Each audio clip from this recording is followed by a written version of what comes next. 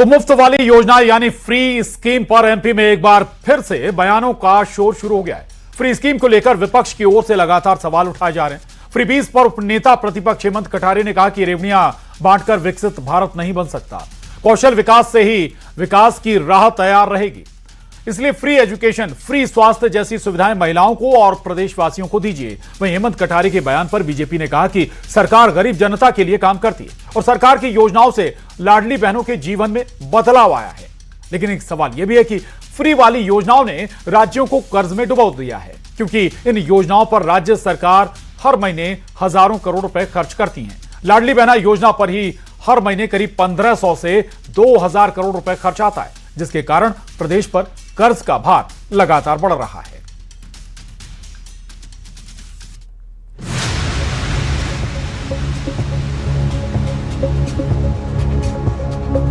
MP में एक बार फिर से मुफ्त वाली योजना पर सियासत गर्मा गई है। दरअसल प्रदेश में चल रही है लाडली बहना योजना, इसे लेकर कांग्रेस लगातार हमलावर है। साल 2023 में विधानसभा चुनाव से ठीक पहले बीजेपी की ओर से लाडली बहना योजना शुरू की गई थी। कहा जाता है कि इस योजना की वजह से बीजेपी ने सत्ता में रिकॉर्ड जीत के साथ वापसी की। इसके बाद से ही लगातार कांग्रेस की ओर से मुफ्त योजनाओं पर सवाल उठाए जा रहे हैं। उपनेता प्रतिपक्ष हेमंत कटारे ने कहा कि फ्री रेवड़ियां बांटकर विकसित भारत नहीं बन सकता। फ्री एजुकेशन और स्वास्थ्य जैसी सेवाएं फ्री कीजिए। सीधे पैसे देने से कौशल विकास नहीं होगा, इसलिए ऐसी योजनाओं को बंद कर देना चाहिए। हेमंत कटारे के बयान पर बीजेपी ने कहा, सरकार गरीब जनता के लिए काम करती है और सरकार की योजना से लाडली बहनों के जीवन में बदलाव आया है। तो विकसित भारत कभी भी रेवड़ियां बांट करके नहीं बन सकता है। और हम तो अपने घर में उदाहरण ले लीजिए, हम अपने बच्चों को उनकी योग्यता में निखार लाने के लिए अगर खाते में पैसा डालने लग गए तो बच्चा नकारा हो जाएगा। सरकार जनता और गरीब जनता के लिए काम करती है और गरीब जनता के लिए जो भी योजनाएं उपयोगी होती हैं उसको निर्णय करना मेरे ख्याल से सरकार का अधिकार होता है। और गरीबों को जैसे आज लाडली बहनों को हम लोग जो राशि दे रहे हैं तो उनके जीवन में बहुत बड़ा योगदान उससे प्राप्त हो रहा है। फ्री वाली योजनाओं के कारण राज्यों पर कर्ज का भार लगातार बढ़ता जा रहा है। इस लिस्ट में सबसे ऊपर है तमिलनाडु, जिस पर 9 लाख करोड़ का कर्ज हो गया है। उधर उत्तर प्रदेश पर 8 लाख करोड़ के करीब कर्ज है। महाराष्ट्र पर 7,22,000 करोड़, पश्चिम बंगाल पर 6,58,000 करोड़ का कर्ज है। कर्नाटक 5,97,000 करोड़ कर्ज के साथ लिस्ट में 5वें नंबर पर है। मध्य प्रदेश पर 4,18,000 करोड़ से ज्यादा का कर्ज है और कर्ज के मामले में देश में एमपी का 10वां नंबर है। कुल मिलाकर फ्री वाली स्कीमों से राज्यों पर लगातार कर्ज का भार बढ़ रहा है। इस पर सुप्रीम कोर्ट भी चिंता जता चुका है, लेकिन विकास के नाम पर फ्री स्कीम जारी है।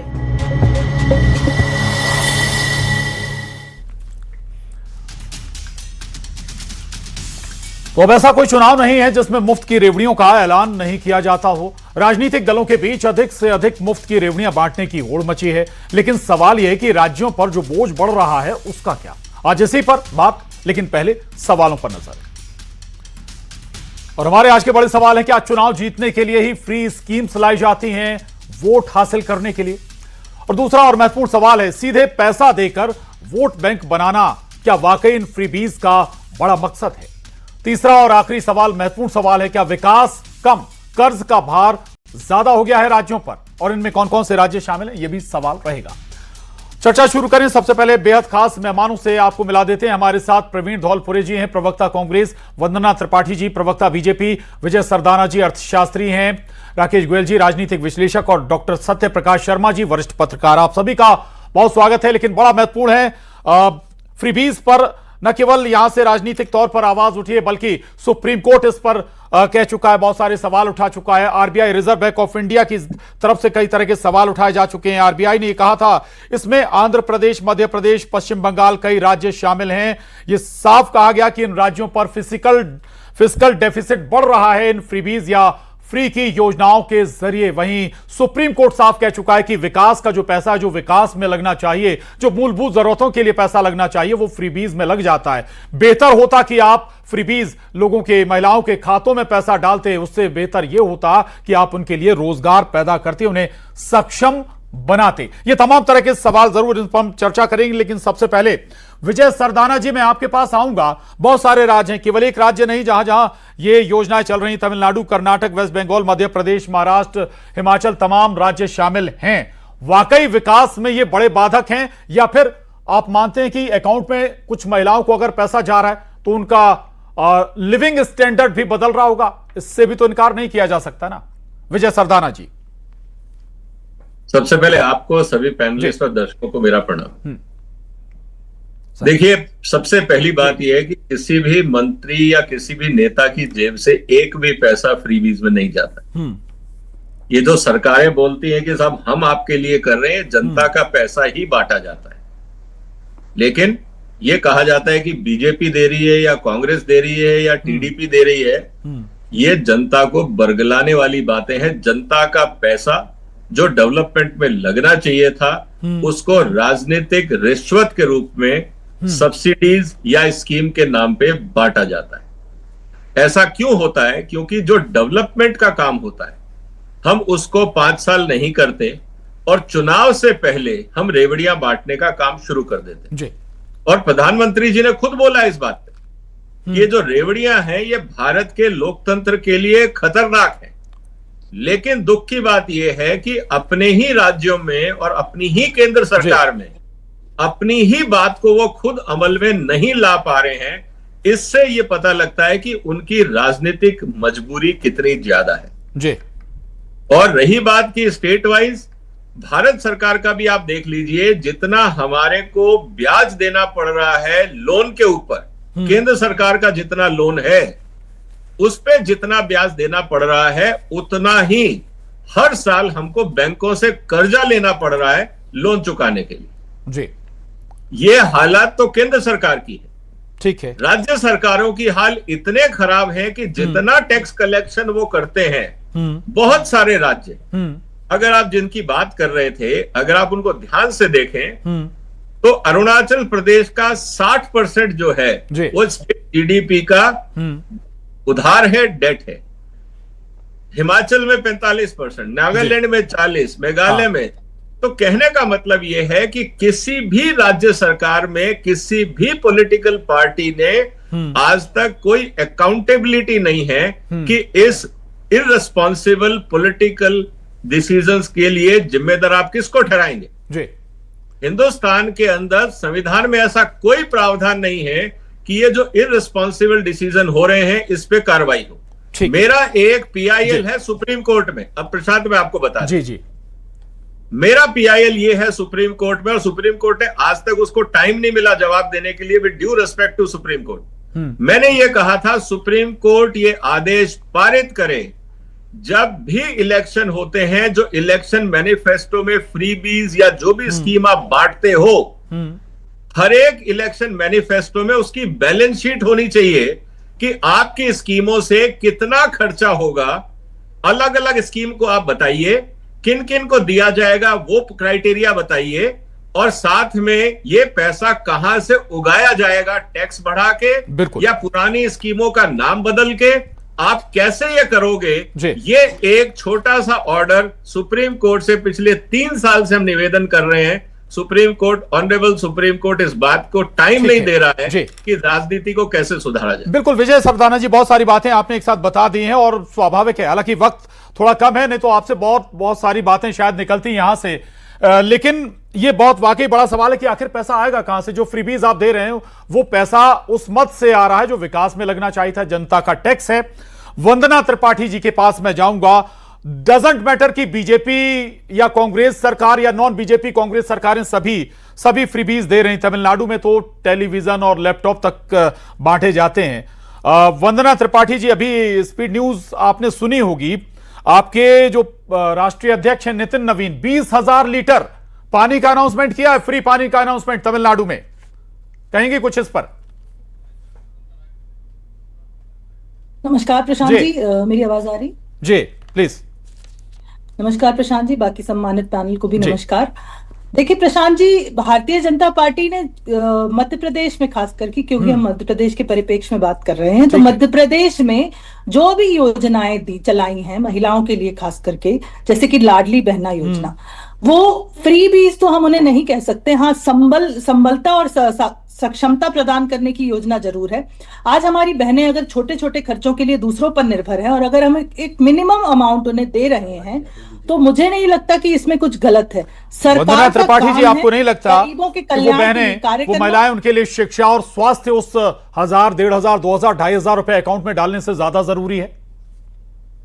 देखिए प्रशांत हाँ। जी, शिक्षा स्वास्थ्य तो हम दे ही रहे हैं, शिक्षा स्वास्थ्य चिकित्सा सब कुछ दे रहे हैं, पर संबलता और सार्थकता और उसके साथ साथ अगर हम थोड़ी सी एक उनको हेल्प देते हैं तो उसमें मुझे लगता है कि कुछ गलत नहीं है। देखिए सरकार का काम होता है कि जो भी लोग गरीबी रेखा से नीचे जी रहे हैं या जो अपना जीवन यापन कर रहे हैं उनके जीवन स्तर को बेहतर बनाना। आज 25 करोड़ लोग हमारे भारत में बहुआयामी गरीबी रेखा से बाहर आए हैं, तो कहीं ना कहीं सरकारों ने, राज्य सरकारों ने, केंद्र सरकारों ने इसके लिए कार्य किया होगा, तभी हम इतने बड़े आंकड़े को छू पाए हैं। तो इस बात को झुटलाया नहीं जा सकता, नकारा नहीं जा सकता। लेकिन रिपोर्ट कहती है कि ये उन लोगों के पास भी जा रहा है जिन्हें उसकी जरूरत है नहीं। मैं लौटूंगा आपके पास। प्रवीण धौलपुरे जी, आपने भी इलेक्शन से पहले आप लोगों ने भी अनाउंस किया था वोट हासिल करने के लिए, अब आप उसका विरोध भी कर रहे हैं।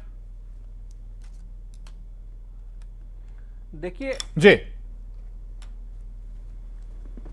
हाँ प्रवीण जी बोलिए प्लीज। पार्टी कभी भी फ्रीबीज को लेकर, कांग्रेस पार्टी कभी भी फ्रीबीज को लेकर उसके समर्थन में नहीं है, लेकिन कांग्रेस पार्टी उसके ऊपर जो ये राजनीति करती है, जो जिस तरह प्रदेश, आप शायद भूल गए, राहुल गांधी जी ने लोकसभा चुनाव से पहले कहा था कि महिलाओं को 1 लाख रुपए के आसपास अमाउंट था संभव, शायद मैं मिसिंग कर रहा हूं, 72,000 रुपए के आसपास न्याय योजना। राहुल गांधी, आप समझ रहे हैं कहां से देते, कैसे देते?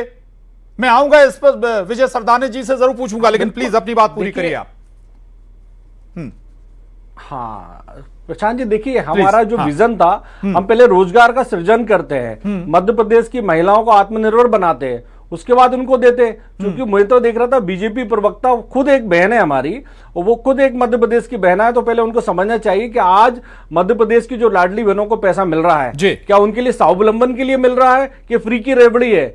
आज उनको अगर चाहिए तो उनको अच्छी शिक्षा चाहिए, उनके बच्चों के लिए, उनके बच्चों का भविष्य सुरक्षित चाहिए, उनको रोजगार चाहिए, उनको अच्छे स्वास्थ्य सुविधाएं चाहिए। क्या वो मध्य प्रदेश में आज है?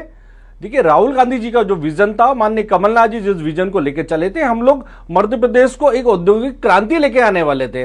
हम मध्य प्रदेश में इस तरह का इंफ्रा डेवलप कर नए रोजगार के अवसर सृजन डालने की बात कही थी हम जी।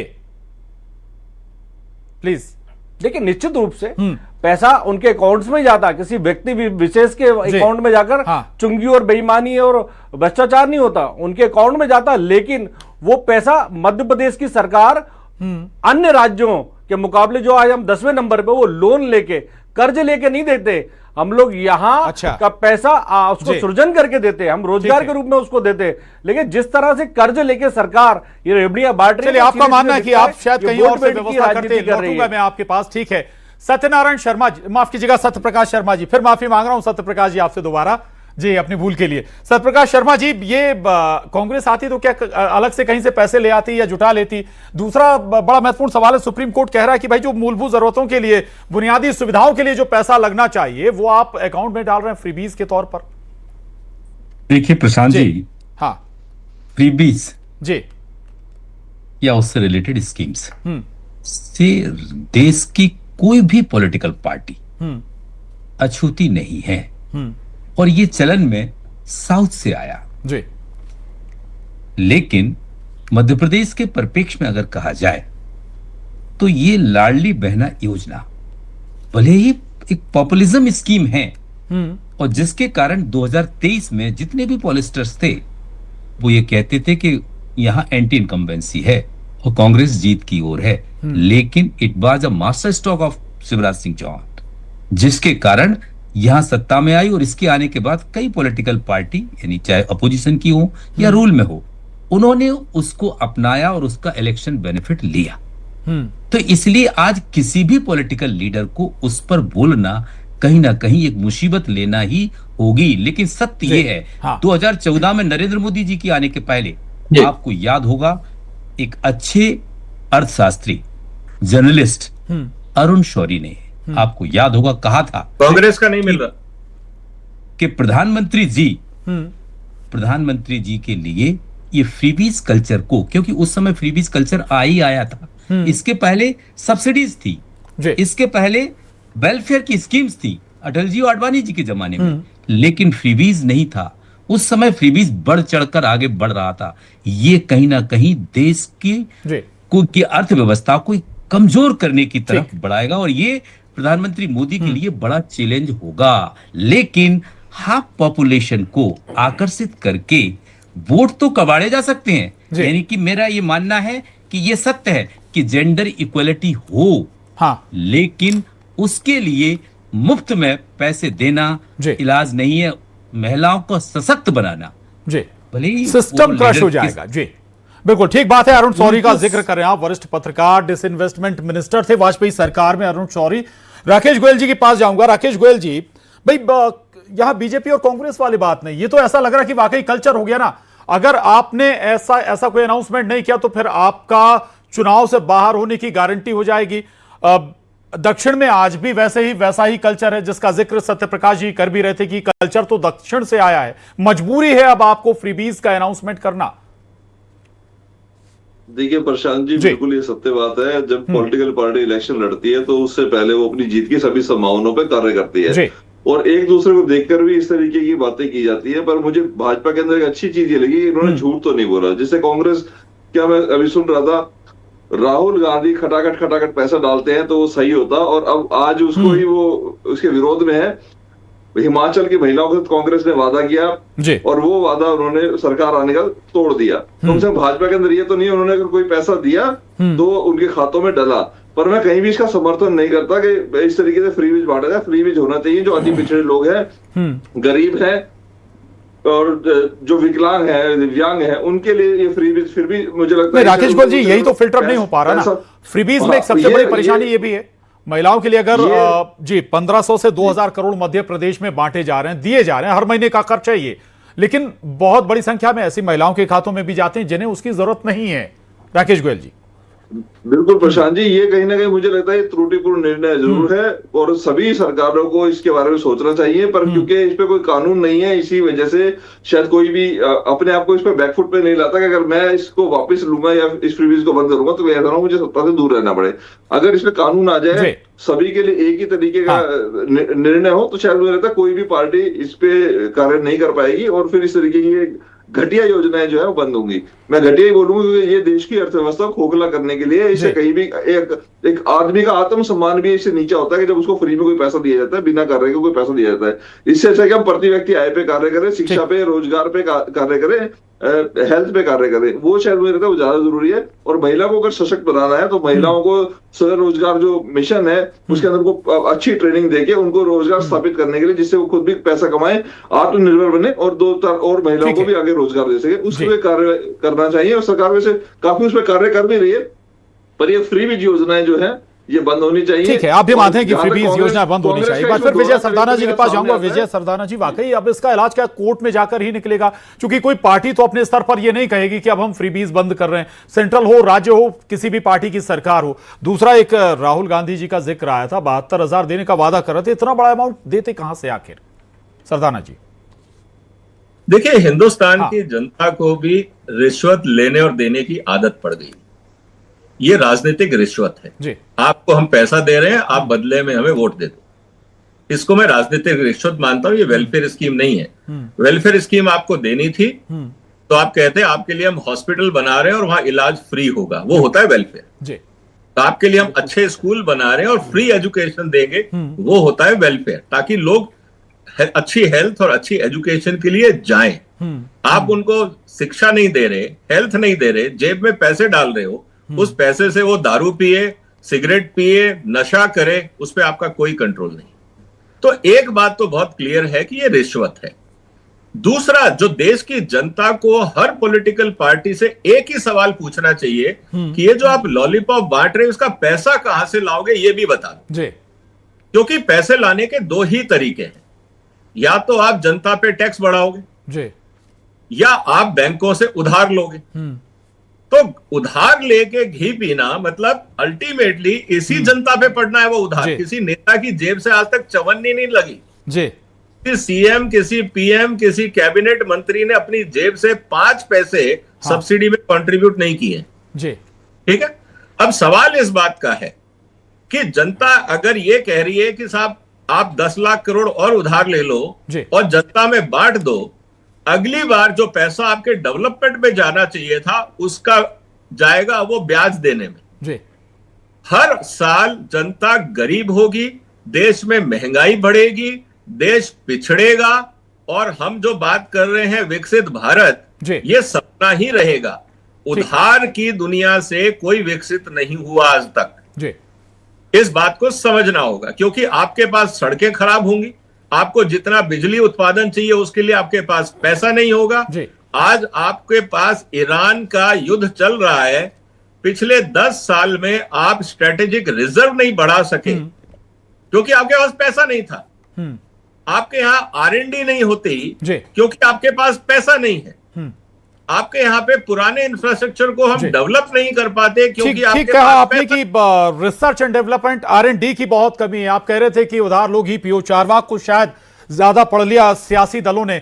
वंदना त्रिपाठी जी, सरदाना जी की बात आप थोड़ा सा समझ रही होगी कि भाई बेहतर होता कि वो अकाउंट में पैसे जाने की बजाय बेहतर हॉस्पिटल खुलते, बेहतर स्कूल होते, प्राइवेटाइजेशन हो गया शिक्षा का, प्राइवेटाइजेशन हो गया हेल्थ सिस्टम का, उससे बचती, आम जनता तक ये पहुंचता।